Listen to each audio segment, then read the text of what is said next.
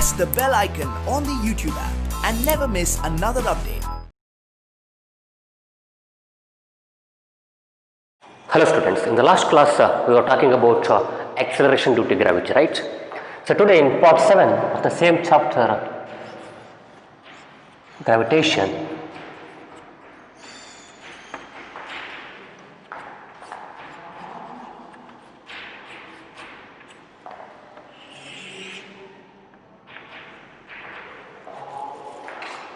so G, we found that by putting the values in the equation Gm by r square, we found it is 9.82 meter per second square.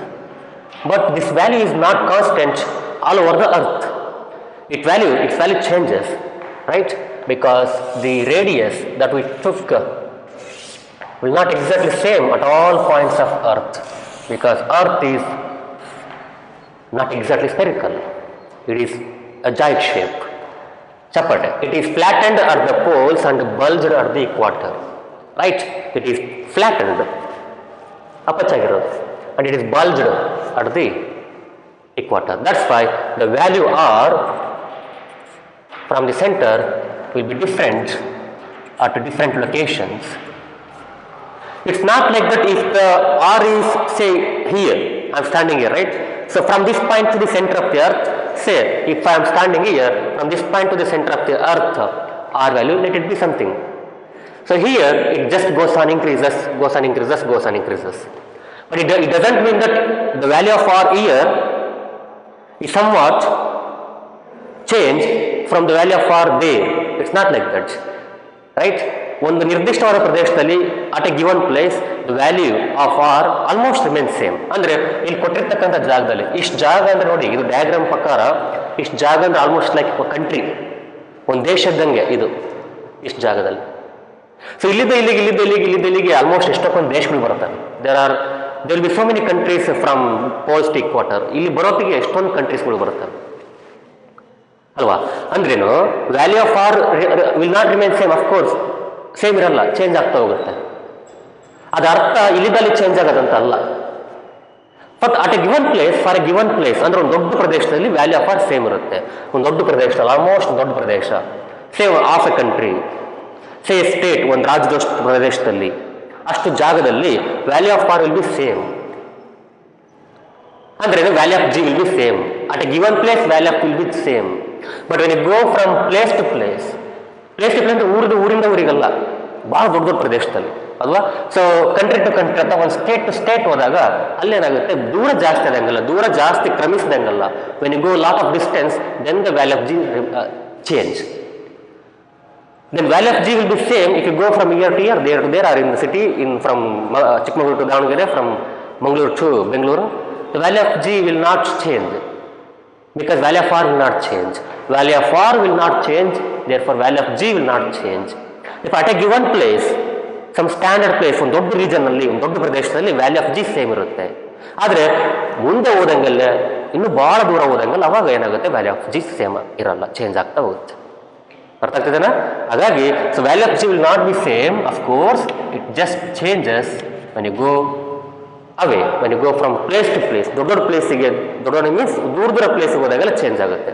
But ಇಲ್ಲಿ ಹತ್ರದೆಲ್ಲ change ಆಗಲ್ಲ, right? So we know that from the motion chapter there are 3 equations of motion. To study the nature of motion of the objects, to quantify the motion of objects. ಅಂದರೆ ಎಷ್ಟು motion ಇದೆ, ಎಷ್ಟು speed ಇದೆ, ಎಷ್ಟು acceleration ಇದೆ, ಎಷ್ಟು time ತಗೊಳುತ್ತೆ, ಎಷ್ಟು ದೂರ ಹೋಗುತ್ತೆ, ಇವೆಲ್ಲ ಮಾಡಲಿಕ್ಕೆ ಏನು ಬೇಕು? ಇಕ್ವೇಷನ್ಸ್ ಆಫ್ ಮೋಷನ್ ಬೇಕು. ಅದೇ ರೀತಿ ಇಲ್ಲಿ ಕೂಡ ಅಷ್ಟೇ, objects which are in free fall, right? Objects which are in free fall, they are also moving, right? They are also moving. And how to study the motion of these objects? By using the same equations. So equation what are those? V equals to you plus A T, V square minus you square equals to 2as, right? And then s equals to ut plus half at square. So these are 3 equations of motion. So you use these equations to study the object's motion which are falling to the earth, which are falling towards the earth, or which are thrown away from the earth. ತೂರಿದಾಗ ಅಥವಾ ಮೇಲಿಂದ ಕೆಳ ಬಿದ್ದಾಗ ಅದನ್ನೆಲ್ಲ study ಮಾಡ್ಲಿಕ್ಕೆ ಇದೇ equations ಬಳಸ್ತೇವೆ. ಅದರಲ್ಲಿ acceleration ನೋಡಿ ಎ ಇದೆ ನೋಡಿ acceleration. So this acceleration is now we take G because the acceleration is acceleration due to gravity. The gravity of the earth producing acceleration to the body. Object ಯಾರು ಕೊಡ್ತಾರೆ acceleration? Earth ಕೊಡ್ತಿದೆ, gravitation force of earth ಕೊಡ್ತಿದೆ. ಹಾಗಾಗಿ ಏನೋ ನಾವು G ಇಂದ replace ಮಾಡ್ತೀವಿ ಅಷ್ಟೇ, ಇಲ್ಲಿ ಅದು ಬಿಟ್ಟರೆ ಏನಿಲ್ಲ. Everything is same, S same, U same, V same, T same, but A ಮಾತ್ರ ಜಿ ಆಗುತ್ತೆ. ಯಾಕಂದ್ರೆ ಅರ್ತ್ ಕೊಡೋದ್ರಿಂದ earth gravitation force of earth is giving acceleration to the bodies or objects which are falling towards the earth. That's why we check A equals to G here. So acceleration equals to G will be positive. It will be positive. It is positive when the objects are falling towards the earth. Objects ಕೆಳ ಬೀಳ್ತಿರ್ಬೇಕಾದ್ರೆ ಯಾಕೆ ಹೇಳಿ? Acceleration due to gravity is always towards the center. ಅರ್ಥ ಆಗ್ತಿದೆನಾ? Earth pulls the objects means earth is creating acceleration downwards towards the center. The acceleration is downwards, that G is downwards. It's always downwards and it's always to the center of the earth. Neeliddappa, it is towards the center of the earth. G is towards the center of the earth. That it is downwards ಅಂತ ಅರ್ಥ. ಅಂದ್ರೆ object ಬೀಳ್ತಿರ್ಬೇಕಾದ್ರೆ, ಮೇಲಿಂದ ಬೀಳ್ತಿರ್ಬೇಕಾದ್ರೆ ನೀವು ಗಮನಿಸಿರ್ಬೋದು, the velocity of the object will be increasing continuously when the object is falling from top to the bottom. ಮೇಲಿಂದ ಕೆಳ ಬೀಳ್ಬೇಕಾದ್ರೆ ಏನಾಗುತ್ತೆ? Object velocity ಜಾಸ್ತಿ ಆಗ್ತಾ ಹೋಗುತ್ತೆ. ನೀವು ಹತ್ತಿರದ ನೋಡಿ, ಇನ್ನೇನು ಬಿತ್ತಪ್ಪ ಅನ್ನೋ ಕ್ಷಣದಲ್ಲಿ ಸಿಕ್ಕಾಪಟ್ಟಿರುತ್ತೆ ವೆಲಾಸಿಟಿ. ಅದು ಅಲ್ಲಿದ್ದ ಬರ್ತಿರ್ಬೇಕಾದ್ರೆ ಅಷ್ಟು ವೆಲಾಸಿಟಿ ಇರಲ್ಲ, ಅಂದ್ರೆ ಜಾಸ್ತಿ ಆಗ್ತಾ ಹೋಗುತ್ತೆ velocity. Where there is increasing velocity, so in that direction acceleration is there ಅಂತ ಅರ್ಥ. Here velocity is increasing means acceleration is there ಅಂತ ಅರ್ಥ. ಯಾವ ಕಡೆಗಿದೆ? ಡೌನ್ವರ್ಡ್ ಇದೆ. ಯಾವ ಕಡೆ ಆಕ್ಸಲರೇಷನ್ ಇರುತ್ತೋ ಆ ಕಡೆ ವೆಲಾಸಿಟಿ ಜಾಸ್ತಿ ಆಗ್ತಾ ಹೋಗುತ್ತೆ. ಅಂದ್ರೆ ವೆಲಾಸಿಟಿ ಜಾಸ್ತಿ ಆಗ್ತಿದೆ ಅಂದ್ರೆ ಈ ಕಡೆ ಆಕ್ಸಲರೇಷನ್ ಇದೆ ಅಂತ ಅರ್ಥ. ಅಥವಾ earth is pulling the object towards the center means the force is towards the center, or else the acceleration is towards the center. ಹಾಗಾಗಿ ಮೇಲಿಂದ ಬೆಳಿಬೇಕಾದ್ರೆ ನಾವು ಜಿ ಅನ್ನು ಪಾಸಿಟಿವ್ ತಗೊಂತೀವಿ. G is positive, that is if the acceleration is in the direction of velocity. ನೋಡಿ velocity ಆ ಕಡೆ ಇದೆ, or in the direction of motion of object. Object ಆ ಕಡೆ ಮೂವ್ ಆಗ್ತಿದೆ, ಈ ಕಡೆ ಮೂವ್ ಆಗ್ತಿದೆ. ಸೊ ಈ ಕಡೆ ಟುವಾರ್ಡ್ಸ್ ಸೆಂಟರ್ ಮೂವ್ ಆಗ್ತಿದೆ ಅಂದ್ರೆ ನಾವು ಜಿ ಪಾಸಿಟಿವ್ ತಗೊಂತೀವಿ. ಯಾಕೆ ಹೇಳಿ? ಜಿ ಕೂಡ ಪಾಸಿಟಿವ್ ಕಡೆ ಇರುತ್ತೆ, ಟುವಾರ್ಡ್ಸ್ ಸೆಂಟರ್ ಕಡೆ ಇರುತ್ತೆ. ಹಾಗಾಗಿ G will B positive for those objects which are falling. For those objects which are going, which are throne, ಅಂದ್ರೆ ಮೇಲಕ್ಕೆ ಎಸ್ತಿರ್ತಕ್ಕಂಥ ಆಬ್ಜೆಕ್ಟ್ಗಳಿಗೆ, ಸೊ ಇಲ್ಲಿದ್ದಲ್ಲಿ ಹೋಗ್ತಿದ್ದಾವೆ ಅಂದ್ರೆ ಮೇಲಕ್ಕೆ ಹೋಗ್ತಿದ್ದಾವೆ ಅಂದ್ರೆ ಅವುಗಳಿಗೆ ಜಿ ನೆಗೆಟಿವ್ ಆಗುತ್ತೆ. ಜಿ ನೆಗೆಟಿವ್ ಆಗುತ್ತೆ. ಯಾಕೆ ಹೇಳಿ? ಆಬ್ಜೆಕ್ಟ್ ಮೇಲಕ್ಕೆ ಹೋಗ್ತಿದೆ, direction of motion of object is upward, but earth is pulling it to downward. earth is pulling the object. ನೀವು ಮೇಲಕ್ಕೆ ಹೋಗ್ತಾರೆ ಅವಾಗೇನು ಪುಲ್ ಮಾಡಲ್ಲ ಅಂತಲ್ಲ, ನೀವು ಹೊಸಿತಾರೆ ಹಿಂಗೆ ಎಸ್ತಾನಪ್ಪ ಅಂದ್ರೆ still earth is pulling that object. ಆಗಲೂ ಕೂಡ ಅರ್ತ್ ಅದನ್ನ ಪುಲ್ ಮಾಡ್ತಾ ಇರುತ್ತೆ with some force, and that force is nothing but gravitational force, and that force is creating or producing acceleration g, but it is negative g when it is going up. ಹಾಗಾಗಿ ಇಲ್ಲಿ ಏನಾಗುತ್ತೆ? ಇಲ್ಲಿ force ಈ ಕಡೆ ಇರೋದ್ರಿಂದ ಕೆಳಗಿರೋದ್ರಿಂದ so G ಏನಾಗುತ್ತೆ? ಕೆಳಗಿರುತ್ತೆ.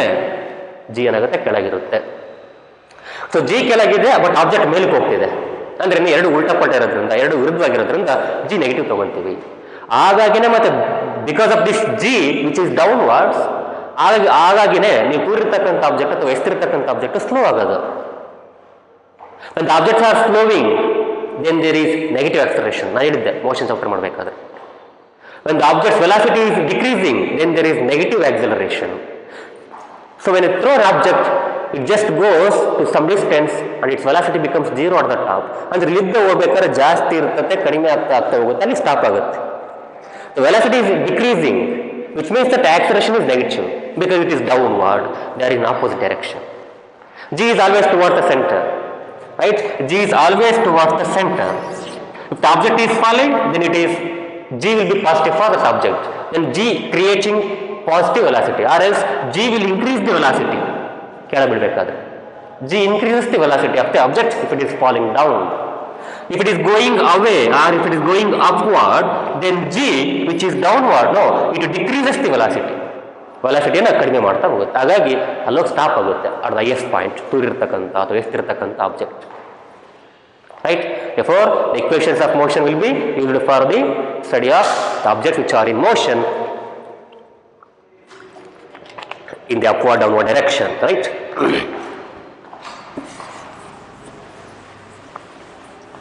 So let's see one or two problems from your textbook.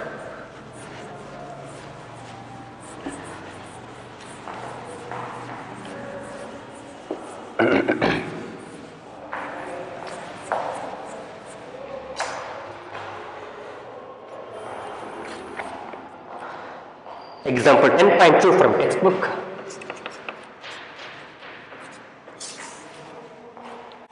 A car falls off a ledge and drops to the ground in 0.5 seconds.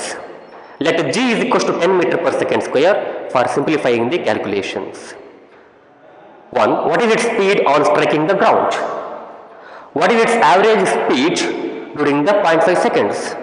How high is the ledge from the ground? Question ಕೇಳಿದ್ದಾರೆ ನೋಡಿ.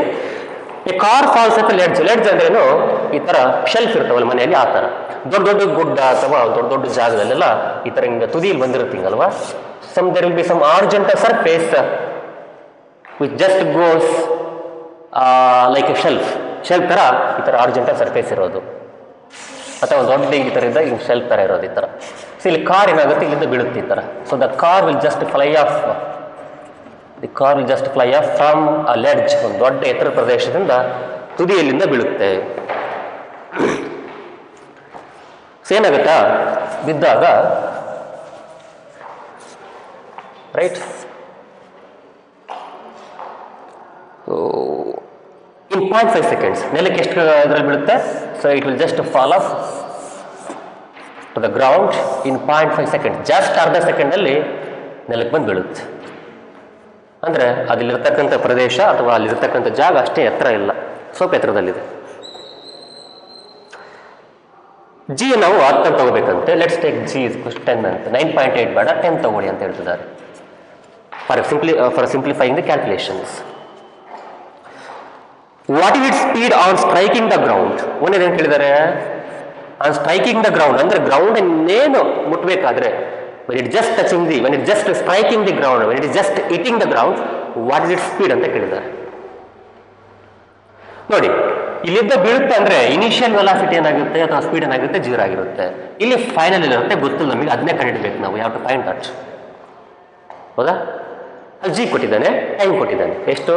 0.5 seconds. 0.5 seconds. ಅಲ್ಲಿಂದ ಬೀಳುತ್ತಂದ್ರೆ ಇವು ಇಲ್ಲಿಂದ ಬೀಳುತ್ತಂದ್ರೆ 0.5 seconds ಬೀಳುತ್ತಂದ್ರೆ ಇದು final V ಆಗುತ್ತೆ, ಗೊತ್ತಿಲ್ಲ ನಮಗೆ. ಅಲ್ಲಿಂದ ಬೀಳುತ್ತಂದ್ರೆ ಸ್ಟಾರ್ಟಿಂಗ್ ಇಂದ ಅಲ್ಲೇನು ಮೂವ್ ಆಗಿರಲ್ಲ, ಅಲ್ಲಿ ಅದಕ್ಕೆ ವೆಲಾಸಿಟಿ ಇರಲ್ಲ. ಹಾಗಾಗಿ initial velocity is taken as 0 meter per second for the starting point. So we know that v square minus u square is equals to 2as. ಈ ಇಕ್ವೇಶನ್ ಅಪ್ಲೈ ಮಾಡ್ಬೋದಾ? ಆಗಲ್ಲ, ಯಾಕಂದ್ರೆ ಎಸ್ ಬೇಕು ನಮಗೆ, ಡಿಸ್ಟೆನ್ಸ್ ಬೇಕು, ಗೊತ್ತಿಲ್ಲ, ಇದು ಬರಲ್ಲ. Then V equals to you plus A G. A ಅಂದ್ರೇನು, ಜಿ ಇಲ್ಲಿ. Since it is falling, g is positive here. We have to take plus 10 meter per second square. ಅರ್ಥ ಆಗ್ತಿದೆನಾ? ಫಾಲ್ ಆಗ್ತಿರೋದ್ರಿಂದ, ಗ್ರೌಂಡ್ ಕಡೆ ಫಾಲ್ ಆಗ್ತಿರೋದ್ರಿಂದ ಜಿ ಪಾಸಿಟಿವ್ ಆಗುತ್ತೆ, ಮೇಲಕ್ಕೆ ಹೋದ್ರೆ G negative ಆಗುತ್ತೆ. So ಇಲ್ಲಿ ಏನದು ಜಿ ಆಗುತ್ತೆ, ಟಿ ಕೊಟ್ಟಿದ್ದಾರೆ, ಇನಿಷಿಯಲ್ ವೆಲಾಸಿಟಿ ಗೊತ್ತು ನಮಗೆ, 0 ಗೊತ್ತು. ವಿ ಕೇಳಿದ್ರೆ, ಸೊ ಹಾಗಾಗಿ equation V equals to you plus A T use ಮಾಡಿದ್ರೆ ಬರುತ್ತೆ. So we know that V equals to you plus A T. V is equals to U ಅಂದ್ರೆ ಇಲ್ಲಿ 0 ಪ್ಲಸ್ ಎ ಅಂದ್ರೆ ಇಲ್ಲಿ ಜಿ ಇಂಟು ಟಿ. ಹೌದಾ? V equals to G ಎಷ್ಟು 10 ಕೊಟ್ಟಿದ್ದಾರೆ, plus 10. We have to take plus 10 because it is falling. Into T ಎಷ್ಟು ಕೊಟ್ಟಿದ್ದಾನೆ, 0.5 seconds. ಅರ್ಥ ಆಗ್ತಿದ್ದೇನೆ? ಸೊ ಅಲ್ಲಿಗೆ ವಿ ಇಸ್ ಈಕ್ವಲ್ಸ್ ಟು 5. 0.5 ಅಷ್ಟು 5. So 5 meter per second. So ಇನ್ನೇನು ಬೀಳ್ಬೇಕಾದ್ರೆ ಎಷ್ಟಾಗುತ್ತೆ ಅದರದ್ದು velocity? 5 meter per second. But just hitting the ground its velocity will be 5 meter per second, right?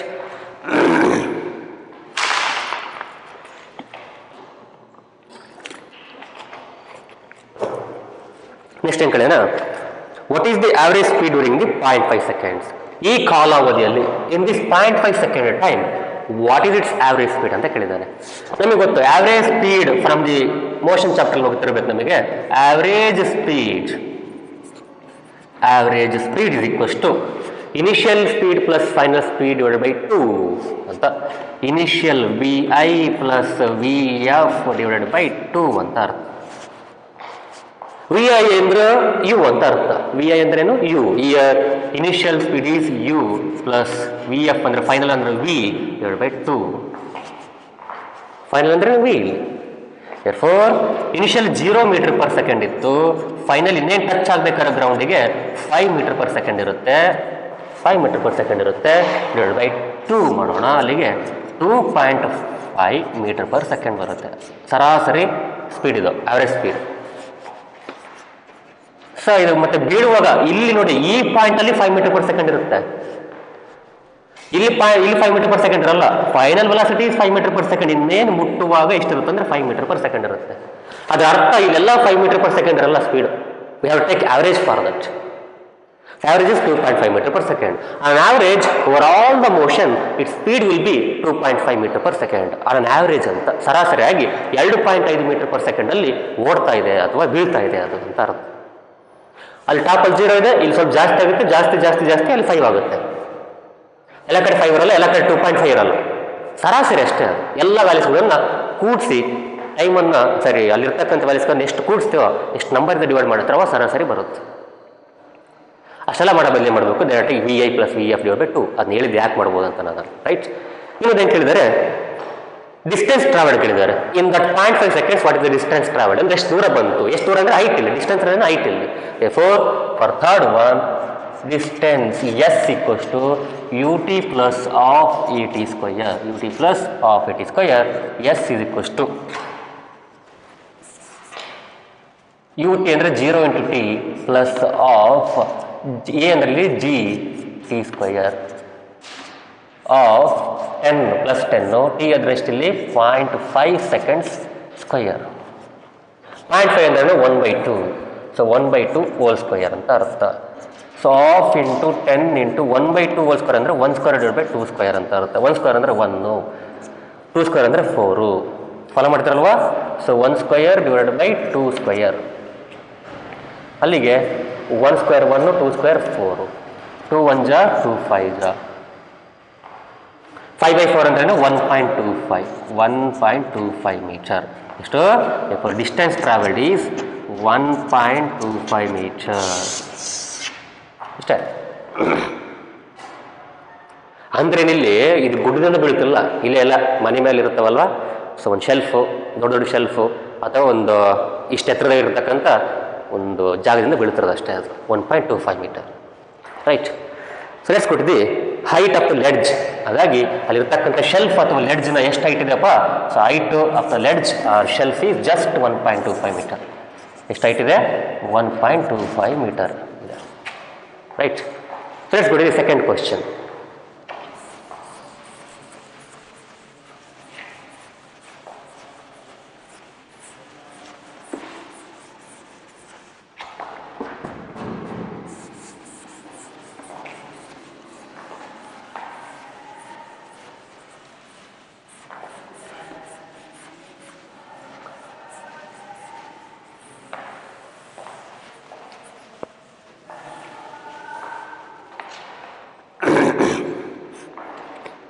Example 10.3.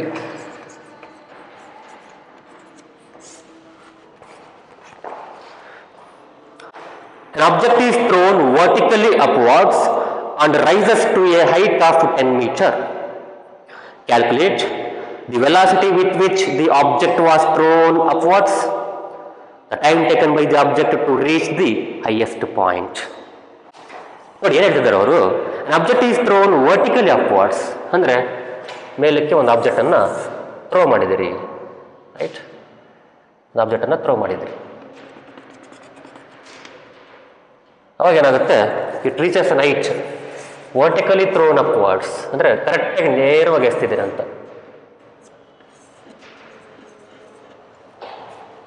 Throw ಮಾಡಿದಿರಿ. It rises to a height of 10 metre. ಎಷ್ಟು ದೂರಕ್ಕೆ ಹೋಗುತ್ತಪ್ಪ ಅದು? 10 metre ಎತ್ತರಕ್ಕೆ ಹೋಗುತ್ತೆ. It rises to an height of 10 metre.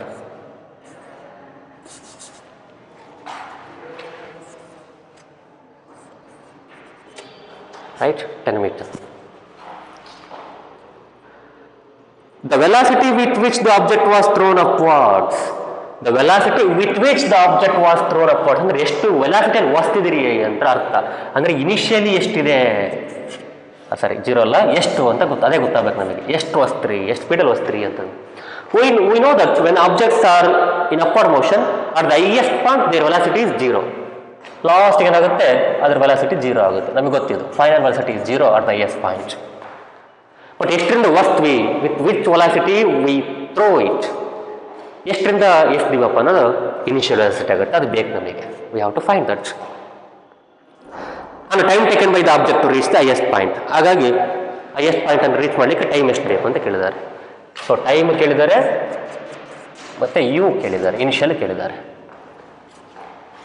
ನಮಗೆ ಗೊತ್ತು G value ಏನಿಲ್ಲಿ ಅವ್ರು ಕೊಟ್ಟಿಲ್ಲ, 10 ತೊಗೊಳ್ಳಿ ಅಂತ ಕೊಟ್ಟಿಲ್ಲ, ಹಾಗಾಗಿ ನೀವು 9.8 ತೊಗೊಳ್ಳೇಬೇಕು, 9.8 ತೊಗೊಳ್ಳೇಬೇಕು. ಎತ್ತರಕ್ಕೆ ಹೋಗ್ಲಿಕ್ಕೆ 10 ಮೀಟರ್ ಎತ್ತರಕ್ಕೆ ಹೋಗಿದೆ, ಎಷ್ಟು ಟೈಮ್ ಬೇಕಂತ ಕೇಳಿದರೆ ಮತ್ತು ಇನಿಷಿಯಲ್ ವೆಲಾಸಿಟಿ ಕೇಳಿದ್ದಾರೆ. ಇಲ್ಲಿ ಜಿ ನೋಡಿ -9.8 ತಗೋಬೇಕು. ಯಾಕೆ ಹೇಳಿ, since the object is going upward, no you have take -9.8. ಯಾಕೆ ಹೇಳಿ, object is going upward but acceleration due to gravity is downwards, ಕೆಳಗಿರುತ್ತೆ. It's always towards the downward. the gravitational force is always towards the center from the earth, which means that the G is towards the center, that is towards the downward. ಹಾಗಾಗಿ G ಈ ಕಡೆಗಿದೆ, ಆದರೆ motion ಆ ಕಡೆ ಮೇಲಿದೆ, ಹಾಗಾಗಿ G negative ತಗೋಬೇಕು ನಾವು. Right, ಈಗ ನೋಡಿ how to find that initial v square minus you square. Let's see is equals to 2a. Yes, we know the acceleration a, we know the distance s 10 meter, howda, we know the final speed or velocity. If we know all these but we don't know u, so let's find that. We can use this equation. ಅಲ್ಲಿ ಏನಾಗುತ್ತೆ, v square ಅಂದ್ರೇನು, final 0 square minus you square is equals to 2 into acceleration ಎಷ್ಟು ಹೋಗ್ಬೇಕು, ಇಲ್ಲಿ -9.8 ತಗೋಬೇಕು, ಅಲ್ಲಿಗೆ -9.8 metre per second square. Distance ಎಷ್ಟು, 10. So ಅಲ್ಲಿಗೆ minus you square is equals to 2 into 20 into ಅಲ್ಲಿಗೆ 2 16 1 2 ಮತ್ತು 18 1 19 196 ಬರುತ್ತೆ. ಮಾಡಿಬೇಕಾದ್ರೆ ಎಕ್ಸಾಕ್ಟಾಗಿ 196 ಬರುತ್ತೆ, 196. ಹೌದಾ, ಮೈನಸ್ ಇದೆ, ಮೈನಸ್ ಆಗಿ ಇಡ್ತೀನಿ. ಈಗ ಮೈನಸ್ ಈಗ ಕ್ಯಾನ್ಸಲ್ ಆಗ್ತವೆ. So these things will just go, minus cancel ಆಗ್ತವೆ. So u square is equals to 196, u is equals to plus or minus square root of 196. It may be the positive root, it may be the negative root as per the equation. ಅಲ್ಲಿಗೆ root of 196 is we know that 14, 14 196 14. U ಅಂದ್ರೇನು, initial speed ಅಂದ್ರೇನು metre per second. So plus or minus 14 metre per second. But ಇಲ್ಲಿ plus or minus ಅಂತ ತಗೋಬಾರ್ದು. ಯಾಕೆ ಹೇಳಿ, speed with which you throw it is not negative, there cannot be negative speed ಅಲ್ವಾ. Speed ಯಾವಾಗ negative ಇರೋಕ್ಕಾಗಲ್ಲ. ನೀವು ಎಷ್ಟು ಸ್ಪೀಡಿಂದ ಎಸ್ತಿದ್ದೀರಿ, 14 ಮೀಟರ್ ಪರ್ ಸೆಕೆಂಡಲ್ಲಿ ಎಸ್ತಿದ್ದೀರಿ. You have thrown that object with velocity, with initial velocity 14 meter per second, with initial speed 14 meter per second. It cannot be negative, as u is not negative, as initial speed is not negative. Now it is neither the 0 nor the negative. Al 0 nagilla, negative illa. It is positive because you throw that object with some velocity. ಎಷ್ಟು velocity ಅಲ್ಲಿ ತೂರಿದಿರಿ, and that is 14. ಎಷ್ಟದು 14. As u is not negative, therefore u is just the positive root of 196, that is 14 meter per second. So this is the initial speed with which you threw that object. ಎಷ್ಟಲ್ಲಿ ಎಸ್ತಿದ್ದೀರಿ, 14 metre per second ಸ್ಪೀಡಲ್ಲಿ ಎಸ್ತಿದ್ದೀರಿ. ಇನ್ನು ಕೇಳಿದ್ರೆ time to reach that height ಕೇಳಿದ್ದಾರೆ. ಯಾವ equation use ಮಾಡ್ಬೋದು, so v equals to you plus A t ನೋಡಿ ಮಾಡ್ಬೋದಾ. Yes, we know the u, ನಾವು we know the v, we know the a that is -9.8, we don't know t, let's find t. V equals to 0 equals to 14 plus a ಅಂದ್ರೇನು -9.8, T ಅಂದ್ರೇನು ಗೊತ್ತಿಲ್ಲ. So ಈ ಕಡೆ -14 ಆಗುತ್ತೆ, ಈ ಕಡೆ ಬಂದರೆ ಇಲ್ಲಿ ಪ್ಲಸ್ ಇಂಟು ಮೈನಸ್ ಎಲ್ಲ ಮೈನಸ್ ಆಗುತ್ತೆ, ಅಲ್ಲಿ -9.8. I want t, so -14 divided by -9.8. ಈ ಮೈನಸ್ ಕ್ಯಾನ್ಸಲ್ ಆಗುತ್ತೆ. ಇಲ್ಲಿ ಕೆಳಗಡೆ ಹತ್ತಿದ್ರೆ ಡೈರೆಕ್ಟ್ 1.4 ಅಂತ ಬರೀತಿದ್ರಿ, ಇಲ್ಲಿ ಕೆಳಗಡೆ ಹತ್ತಿದ್ರೆ ಏನಾಗುತ್ತೆ 40 1.4 ಆಗುತ್ತೆ. It's not 10 here, it's 9.8. ಅದು 1.4ಗಿಂತ ಸ್ವಲ್ಪ ಜಾಸ್ತಿ ಬರುತ್ತೆ, ಅದು 1.43 ಇಷ್ಟು 1.43 ಸೆಕೆಂಡ್ಸ್. ಅಲ್ಲಿಗೆ ಸೊ 10 ಮೀಟ್ರ್ ಮೇಲಕ್ಕೆ ಹೋಗಲಿಕ್ಕೆ 14 ಮೀಟರ್ ಪರ್ ಸೆಕೆಂಡಲ್ಲಿ ಎಸ್ತಿರ್ತಕ್ಕಂಥ ಆಬ್ಜೆಕ್ಟು 10 ಮೀಟ್ರ್ ಮೇಲಕ್ಕೆ ಹೋಗಲಿಕ್ಕೆ 1.43 ಸೆಕೆಂಡ್ಸ್ ಬೇಕು. ಈ ಥರ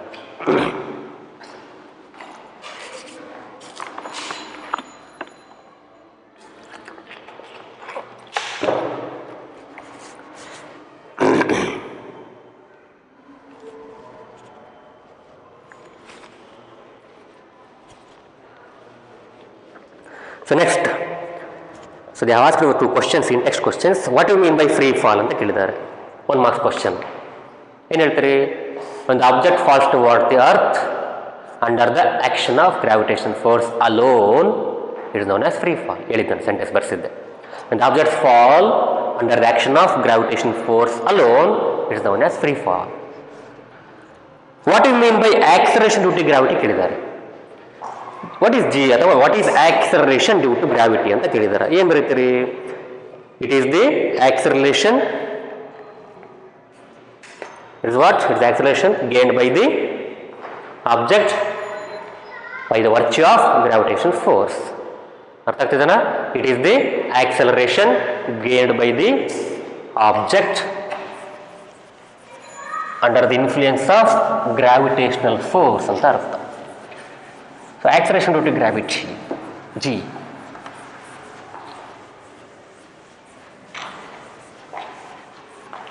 So let's move on to the next thing, that is mass and weight.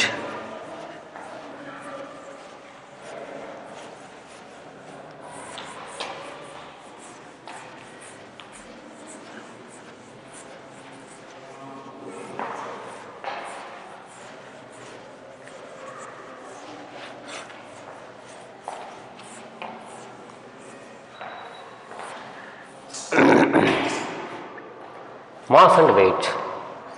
First let's talk about mass. What is this mass?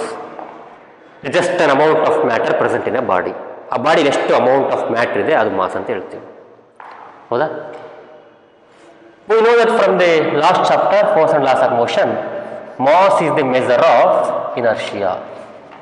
Mass is the measure of inertia. What is inertia? It is the property of the body to oppose any change, to oppose any change in its state of motion. ಅಲ್ಲಿರ್ತಕ್ಕಂಥ ಸ್ಥಿತಿಯನ್ನು ಬದಲಾಯಿಸಲಿಕ್ಕೆ ಬಿಡಲ್ಲ, ಆಪೋಸ್ ಮಾಡುತ್ತೆ. ಅದನ್ನ inertia ಅಂತೀವಿ, ಹೇಳಿದ್ದೆ ನಾನು, ಅಲ್ವಾ? So that mass of the body is the measure of the inertia. When the mass increases, inertia increases.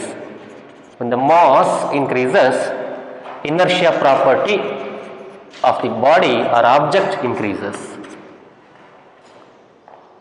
That's why it is very tough to move the large objects or the big objects which are having big mass, more mass compared to the small objects.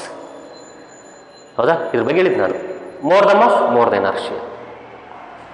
And this mass of an object is just constant. Mass of an object remains same whether it is mass of an object remains same or remains constant. It is constant, remains same wherever it goes. ಎಲ್ಲಾದರೂ ಹೋಗ್ಲದು. On moon or on earth, on moon or somewhere else in space, ಎಲ್ಲಾದರೂ ಆಯ್ತದೆ.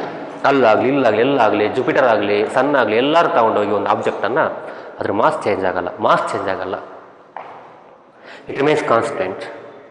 Mass of an object remains constant wherever the object is. ಎಲ್ಲಾದರೂ object ಇರಲದು ಅದ್ರ mass ಏನಾಗುತ್ತೆ, same ಆಗುತ್ತೆ. Following?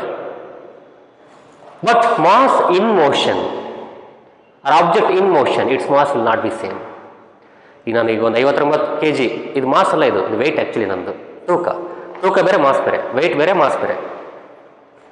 59 kg ಅನ್ಬಾರ್ದು, 59 Newton ಅನ್ಬೇಕು ನಾನು, ಯಾಕಂತ ಹೇಳ್ತೀನಿ.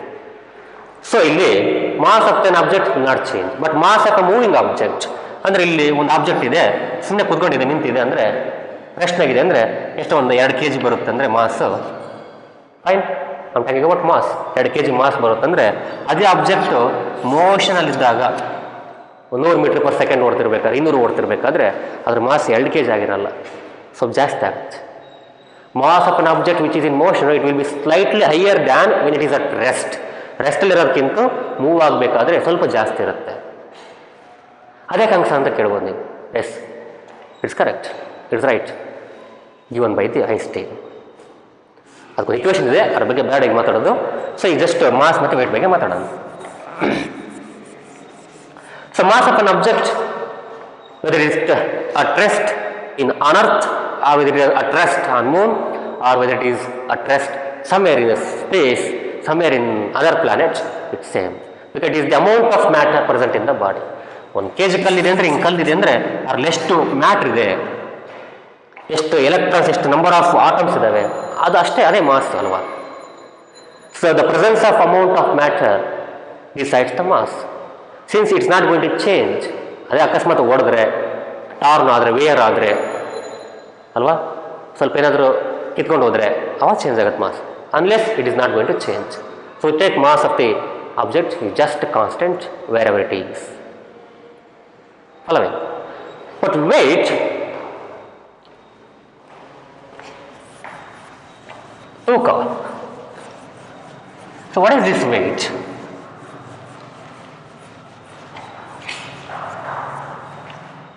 So what is this weight? ಈಗ we know that all things are bound to the earth because of the gravitation force. ಎಲ್ಲವೂ ಇದ್ರ ಮೇಲೆ ಇದಾವೆ ಗ್ರಾವಿಟೇಷನ್ ಫೋರ್ಸ್ ಇಂದ, ಇಲ್ಲಾಂದ್ರೆ ಹಾರ್ಕೊಂಡು ಹೋಗ್ತಿದ್ವು. We know that earth pulls the object towards itself by its gravitation force. ತನ್ನ gravitation force ಇಂದ ಎಲ್ಲವೂ ಎಳ್ಕೊಳ್ಳುತ್ತೆ, ಅವ ಮೇಲೆ ಫೋರ್ಸ್ ಹಾಕುತ್ತೆ, ಗ್ರಾವಿಟೇಷನ್ ಫೋರ್ಸ್ ಹಾಕುತ್ತೆ. and that Fg is going to cause G, ಅಂದರೆ ಅದಕ್ಕೊಂದು ಆಕ್ಸಲರೇಷನ್ ಕೊಡುತ್ತೆ ಎಲ್ಲ ಬಾಡಿಗಳಿಗೆ, ಎಲ್ಲ ಆಬ್ಜೆಕ್ಟ್ಗಳಿಗೆ. Near the earth it's going to give an acceleration, that is acceleration to gravity. Where there is force there is acceleration. So earth is pulling all these objects by Fg, by gravitation force, and it is giving G to the objects. Following. ಅಂದ್ರೇನು, ಇಲ್ಲಿ ಒಂದು force ಆಗ್ತಿದೆ object ಮೇಲೆ. ಎಷ್ಟು force ಆಗ್ತಿದೆ ಅಂತ ಗೊತ್ತಾಗ್ಬೇಕಂದ್ರೆ ಏನು ಮಾಡಬೇಕು, ಎಷ್ಟು ಗ್ರಾವಿಟೇಷನ್ ಫೋರ್ಸ್ ಆಗ್ತಿದೆ ಆಬ್ಜೆಕ್ಟ್ ಮೇಲೆ ಅಂದ್ರೆ ಏನು ಮಾಡಬೇಕು.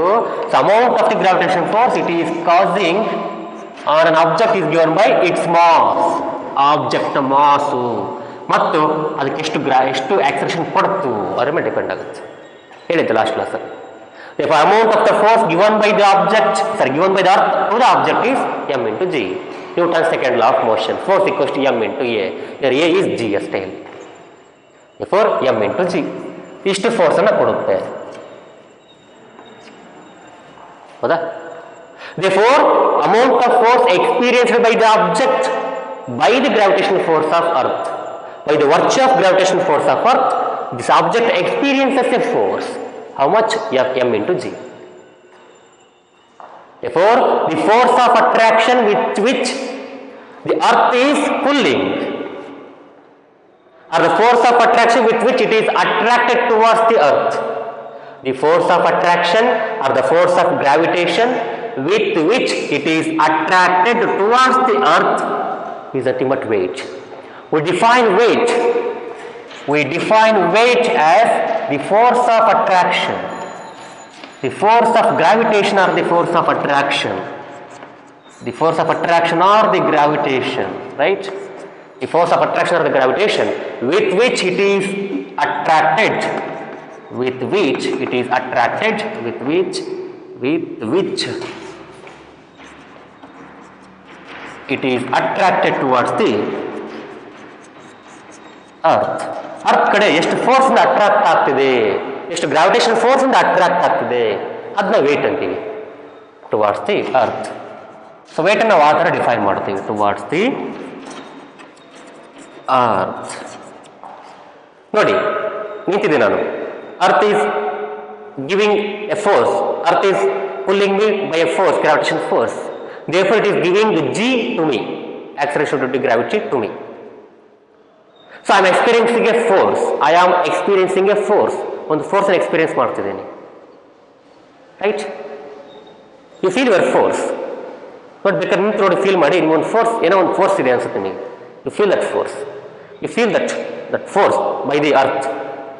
That force is how much? m into g. Your mass into acceleration of the gravity. So that is weight. So whenever you stand on the machine, weighing machine, you are measuring your weight, means you are measuring the force given by the earth. ಅರ್ಥದಿಂದ ನಿಮ್ಮ ಮೇಲೆ ಎಷ್ಟು force act ಆಗ್ತಿದೆ ಅನ್ನೋದನ್ನು measure ಮಾಡ್ತಿದ್ರಿ ನೀವು ಅಂತ ಅರ್ಥ.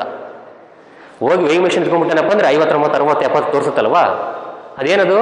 That the amount of force given by the earth. That's the amount of the attraction force given by the earth. That's the amount of the attraction force done by the earth on you. ನಿಮ್ಮ ಮೇಲೆ ಎಷ್ಟು force attraction ಮಾಡ್ತಿದೆ, ಎಷ್ಟು amount of force, ಎಷ್ಟು attraction force ಅನ್ನು ಆಗ್ತಿದೆ ನಿಮ್ಮ ಮೇಲೆ ಅನ್ನೋದು ವೆಯ್ಟ್. ಅದೇ ಮೆಜರ್ ಮಾಡೋದು ನೀವು ಅಲ್ಲಿ ಹೋಗಿ. It symbol is given by W, capital W. Therefore, the weight of an object is nothing but what?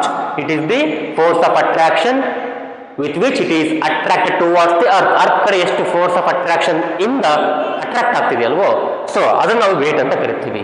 And that force of attraction nothing but gravitation force, nothing but what? m into g. That is, weight is nothing but m into g. Right? Standard weight is equal to m into g. Because with this force you are getting attracted towards the earth, and weight is defined as the force of attraction with which you are getting attracted. ಎಷ್ಟು force attract ಆಗ್ತಿದ್ದೀರಿ ಅದು weight. ಎಷ್ಟು? m into g. So m into g force ಇಂದ attract ಆಗ್ತಿದ್ದೀರಿ. Now the unit of weight is Newton because it is a force. m into g or m into a, it's a force. Therefore it is Newton. It's not kg. ಇನ್ನು ಮುಂದೆ ಯಾರಾದ್ರೂ ಕೇಳಿದಾಗ ನಿಮ್ದು ಎಷ್ಟು weight ಅಪ್ಪ ಅಂತ ಕೇಳಿದ್ರೆ ಎಷ್ಟು ಹೇಳ್ತೀರಿ? 60 ನ್ಯೂಟನ್ ಅನ್ಬೇಕು, 70 ನ್ಯೂಟನ್ ಅನ್ಬೇಕು, 30 ನ್ಯೂಟನ್ ಅನ್ಬೇಕು. ಎಷ್ಟು ತೋರಿಸುತ್ತೆ ಅಷ್ಟು ಹೇಳಿ ಕೆ ಜಿ ಅನ್ಬಾರ್ದು. K g is the unit of mass, not weight. Newton is the unit of weight because weight is a force. And it is always vertically downwards. It is always vertically downwards. ನೇರವಾಗಿ ಕೆಳಗಿರುತ್ತೆ. ನೇರವಾಗಿ ಕೆಳಗಿರುತ್ತೆ. ನೇರವಾಗಿ ಅಂದ್ರೆ ಮೇಲಲ್ಲ, ಕೆಳಗಿರುತ್ತೆ. Because earth is attracting you means towards the center, ಅಂದ್ರೆ ಕೆಳಗೆ, downwards ಅಂತ ಅರ್ಥ. It's always vertically downwards. Therefore, direction is vertically downwards. ಎಲ್ಲ ಒನ್ ಮಾರ್ಕ್ಸ್ ಕ್ವಶನ್ ಕೇಳ್ಬೋದು ಇದನ್ನೆಲ್ಲ. What is the unit of weight? Newton. What's the direction of weight of an object? Vertically downwards. Vertically downwards. ಈಗ ನೋಡಿ, W is equal to m into g. g value ಎಲ್ಲ ಕಡೆ same ಇರುತ್ತೆ ಅರ್ಥ ಮೇಲೆ. Suppose is ಅರ್ಥ ಈಗ ಇಲ್ಲಿ ಜಿ ಬೇರೆ ಇದ್ರೆ ಇಲ್ಲಿ ಬೇರೆ ಜಿ ಇರುತ್ತೆ. ನಾನು ಹೇಳ್ದಂಗೆ ಪೋಲ್ಸ್ ಮತ್ತು ಇಕ್ವಾಟರ್ ಬೇರೆ ಬೇರೆ ಇರುತ್ತೆ. It just goes on decreases when you go away from the pole to the ಇಕ್ವಾಟರ್.